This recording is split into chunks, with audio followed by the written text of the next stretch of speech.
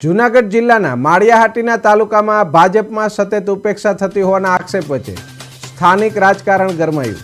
તાલુકાના પાયાના આગેવાન બચુ સિસોદિયા અને તેમના પરિવાર દ્વારા ભાજપમાંથી રાજીનામું આપતા ચર્ચા શરૂ થઈ।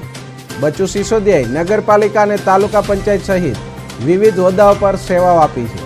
તેઓ ક્ષત્રિય સમાજમાં આગેવાન તરીકે ઓળખાય છે, જ્યારે તેમનો પુત્ર હાલ તાલુકા ભાજપમાં યુપી પ્રમુખ પદ પર છે। તેમ છતાં સમગ્ર પરિવાર દ્વારા રાજીનામું આપવામાં આવ્યું છે। પરિવારનું કહેવું છે કે પાર્ટી દ્વારા સતત ઉપેક્ષા થતી રહી છે, પ્રજાના કામો થતા નથી અને ભ્રષ્ટાચારને પ્રોત્સાહન મળતું હોય તેવા આક્રોશ સાથે રાજીનામું આપ્યું છે। આગેવાનો આક્ષેપ છે કે હાલ ભાજપના કાર્યકરો અને આગેવાનોની કોઈ કિંમત નથી અને પ્રજાના કામો પણ થતા નથી।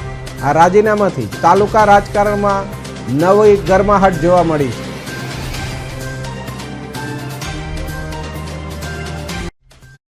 સૌને મારા જય માતાજી। આજ રોજ હું ભારતીય જનતા પાર્ટીમાંથી રાજીનામું આપું છું। રાજીનામું આપવાનું કારણ તો એક જ છે કે ભારતીય જનતા પાર્ટીમાં જે ખેડૂત ભાઈઓને ખૂબ અન્યાય થાય છે, જે કામ થવા જોઈએ કામ થતા નથી, જે ભાવ મળવા એ ભાવ મળતા નથી અને ખૂબ અન્યાય થાય છે। એને કારણે હું રાજીનામું આપું છું। મારો પરિવારમાંથી પણ અમે રાજીનામું આપીએ છીએ। મારો દીકરો તાલુકા ભાજપના ઉપપ્રમુખ તરીકે છે, એ પણ રાજીનામું આપે।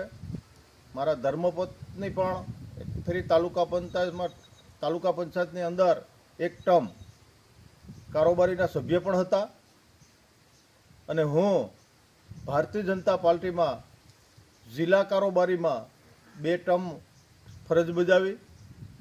મેં એમાં પણ સારી કામગીરી કરી હતી અને આવા અન્યાયો બધા જે છે એ અન્યાયને કારણે મને થોડીક આમ દુઃખ થયું છે।